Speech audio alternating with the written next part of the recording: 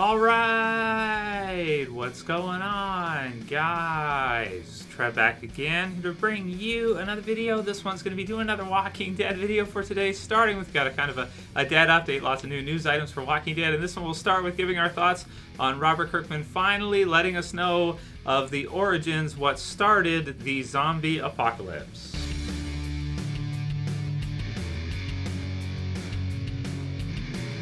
And I'll put the link in the description as per usual for you guys, so you can go ahead and check this one out from comicbook.com. So I don't know how I feel about this one. All right, so after all these years, we've been wondering, okay, what started the zombie apocalypse? What started the outbreak or the virus or whatever it is that causes people when they die to turn into zombies and cause the whole world of The Walking Dead to become a zombie apocalypse. So 80s Carl Weathers asked Kirkman, hey Robert Kirkman, so we never got an answer even with the comics finishing. What caused the zombies, or what caused the zombie apocalypse? So January 22nd, 2020 now, a couple days ago, he just answers space spore. That's it. So so after all these years and, all of the different, I guess, speculation or arguments of what could have started the zombie apocalypse virus, he confirms after all this time that it's just, I guess, I don't know, some kind of space spore. Okay. And then you can read the rest of the article through yourself if you want to. There's one comic that they did which involved aliens. I think there's michone there too. You can see the picture on comicbook.com. And because originally he had said that aliens started the zombie apocalypse. So there's that one too. I guess space spore. So is it natural? Did aliens start the zombie apocalypse? I don't know. It's surprising to me that after all these years of kind of keeping it kind of to himself, or keeping it kind of quiet and not actually using it in the series, right? Like they never used that as a as a story in the Walking Dead comics or the TV series either, which it really feels like at some point they probably should have used that, but I guess maybe he's just not a fan of that whatsoever, of kind of explaining it sort of in the series or having the characters kind of find out what started it. I'm kind of let down by it because I think he could have done like at least a one-shot over what started. I think that's enough that you could have done like a one-shot release or 6 issues or something like that of a comic or of a TV series or something to kind of show us as the viewers what started the zombie apocalypse. Instead, if you're going to lock it up for that many years, you might as well use it for a story or for a comic or for a movie, like an AMC movie, TV movie, or something like that. But I guess he just doesn't zero F's given. He doesn't give a shit anymore, so he's just going to tell us, right? It's just like whatever. So I guess when they ended the Walking Dead comic series, it really feels like to me he's still involved, I think, with the Walking Dead movies and what's happening with that, and I think maybe somewhat involved with the TV series, universe for AMC, but it kind of feels more and more to me like he just doesn't care, and so he's like, I'm done with this, and I guess rightfully so. If you do something for like 16 years or however long that's been, at a certain point, maybe as a human being, you just decide, what, I've done enough with this. I just don't want to, I don't care. So here, if you want to know, here, I'll just tell you it's a space spore, and that's it. And it's like whatever. It's like, so I don't know. How do you guys feel about that? Are you a little bit let down by that? I'm more let down by the fact that, it seems to me like he has zero interest in ever doing anything Walking Dead again, so he's willing to just tell us this stuff rather than kind of using that, which could have been a good, maybe a good item that he could have used for a story for Walking Dead. But as we saw with the comics ending, it sounds like he's had enough of doing Walking Dead, and it sounds like he just doesn't really want to do any more comics for it, and that The Walking Dead is truly 100% over, at least as far as the comic book version of it goes. So I guess I'm happy that he finally did tell us what started it in his mind, or how the whole thing kind of came together, but it's just a shame that it wasn't done in like some kind of epic kind of story fashion, because I think that could have been a really cool reveal for something, almost probably strong enough to do a whole, like I said, a whole movie or something like that on it, or something that could have been used for. But he just doesn't care. I almost wonder if there's those lawsuits and stuff that's been going on between some of the different people, like Frank Darabont and AMC, and I think he's got one too with him and AMC. So I don't know if that had anything to do with this whole thing, or if he's just kind of burned out on doing Walking Dead after so many years of doing it. I don't know. You guys can leave your comments below. But what do you think about that one? Space Force started the zombie apocalypse. There it is. So okay, that's cool. Better than aliens. I don't know. I like the what is it? 28 Days Later kind of government accidental mad scientist kind of idea where it just, they created some kind of crazy thing and it just spun out of control and just took over, basically everywhere. And I always liked that idea. I always thought that was a cool kind of origin. But it's his story, so he gets to make it what he wants. So there it is. There is sort of a new clip for The Walking Dead's mid-season premiere. It's like a 2-second clip of Daryl that has escaped the cave, it looks like. I mean, literally, it's like 2 seconds. I'm almost surprised they even released it, right? It's like what can we release without releasing almost anything? Like, what can we release that can make people excited for the return of Walking Dead in a month? Because it's basically a month now, without giving them almost anything. So I guess for that one, link will be in the description too. It looks like he's out of the cave, so he escapes. Are the rest going to be able to escape? I'm not sure. And there's a whole bunch of zombies coming out after him. He's got his knives and that kind of thing. So it's I guess it's kind of cool. It's 2 seconds, as cool as 2 seconds could be. I guess we could say that.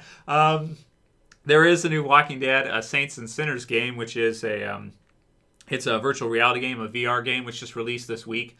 I was going to check it out because I've got a more powerful computer now, so I could actually do some videos, record some gameplay if I was to do it. But I did find out that it requires the VR headset, so you got to have one of those, and those are pretty expensive, at least $200 or $300, depending on where you get from, which one you get. But yeah, if any of you guys have checked out Saints and Sinners, it does look pretty cool. It does look like a pretty fun game, and I think it's kind of it looks really fun. And I haven't really played any VR games myself, modern day. I mean, I remember in the '80s when like virtual reality was like popular, and I mean, it wasn't like now, but it's kind of made a comeback here in the last maybe 4 or 5 years or so with Rift and everything. So, but if I do end up getting a headset, I'll let you guys know. But if any of you guys have played Saints and Sinners, let me know what you think. Leave a comment below about that one. And if you know of any good priced VR headsets that you can get for maybe under $200, let me know about it. Or I guess that'd be like $150 US or so. Let's see. Okay, so Michael Rooker, there was an update on that one that he said that AMC was very cheap and that's why they killed him off. If you guys saw that one, he played Merle, obviously in the Walking Dead TV series. So to that one, so that's what he thinks, right? He thinks that he was killed off because AMC's really cheap. Well, honestly, I don't think so. I mean, the way The Walking Dead starts off and the way that it kind of goes is they have the big character deaths every so often. So even Shane was killed off in the second season. Are we to say that if AMC had more of a budget, they wouldn't have killed off Shane at that time? They probably would have anyway. And with Merle, he had gone from, being with Daryl at the beginning and being kind of a bad influence on him to kind of a hardcore villain with the governor. And then sort of in the third season, he kind of comes back to the... sort of comes back to the good guy side, but nobody's really happy to see him or anything. And but Daryl kind of vouches for him because he's brother and everything. So then they kind of go off on their own and everything. So and then he does the thing with Michonne, so he kind of goes back. So he's definitely back and forth in terms of being like a villain or a hero. He goes back and forth between them. More on the villain side, I'd say, most of the way through.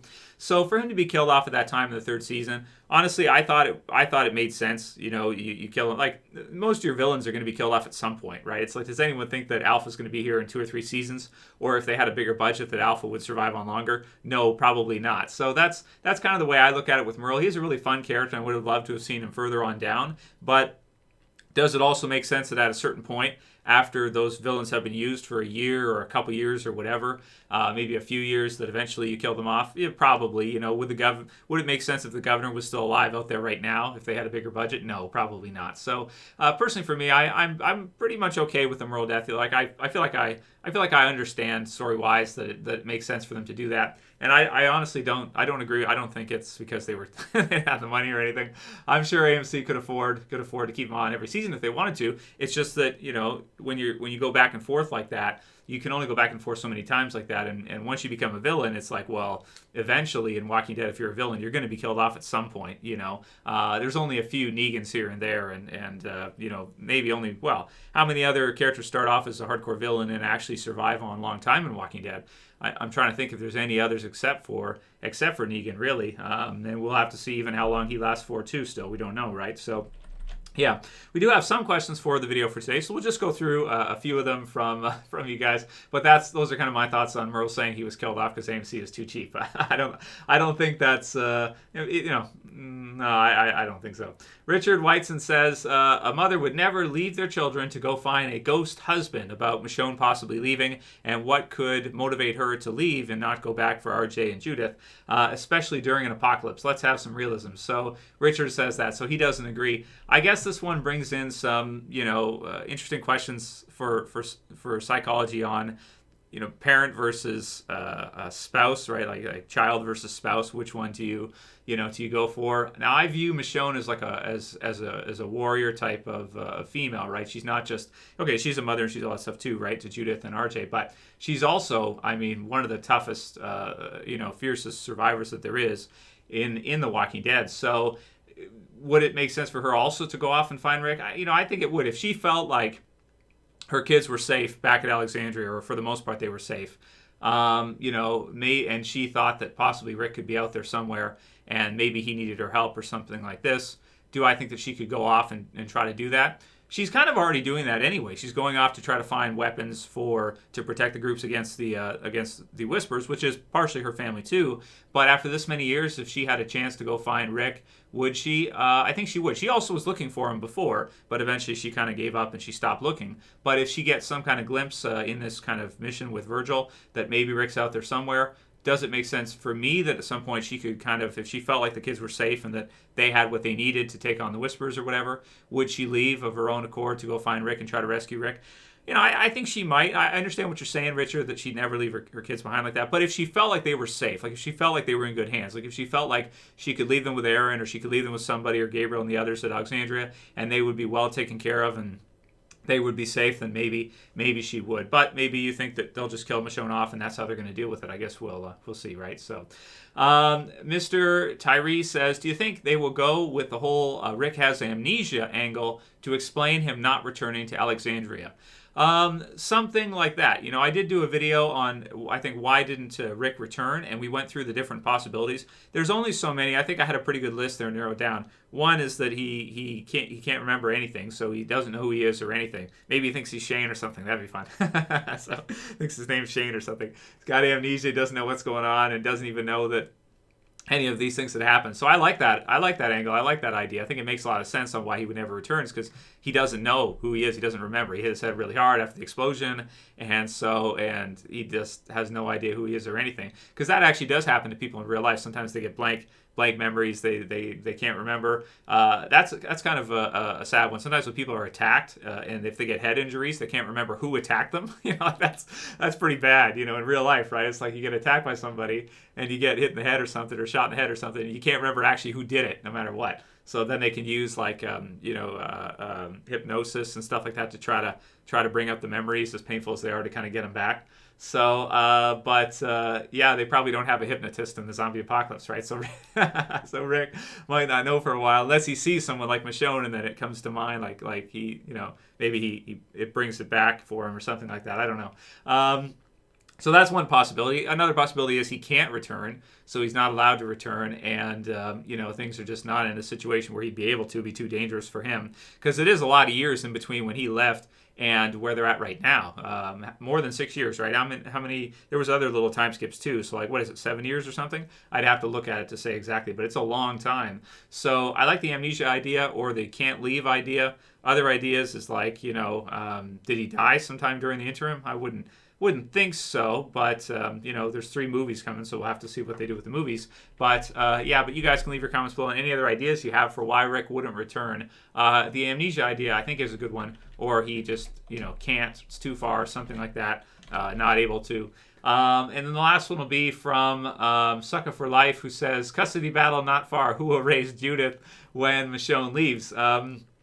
So then I just jotted down here, well, maybe Aaron, right? That's kind of who I would think, right? Would be kind of your first pick. Negan's in there too, though, because he's been helping and that whole thing. But I don't know how much they want Negan to interact with her. But he's kind of there as like the kind of the maybe like an uncle type of character for Judith, something like that. But I think I might go with Aaron. There's lots of others there too, Gabriel and Rosita and some of the others. But maybe I go with Aaron personally for myself. I'm not sure. But again, you guys can leave your comments down below. Anyway, that'll be it for today's video, guys. Let me know what you think. The origins of the zombie apocalypse finally confirmed after all these years, and it was a space spore. That's it. Thanks for watching, guys. If you liked the video, please thumb it up below. You can share, you can favorite, and subscribe to the bottom left if you're new. That's it for this one. See you guys again soon for another video. As always, this is Trev, and I'm saying peace later, guys.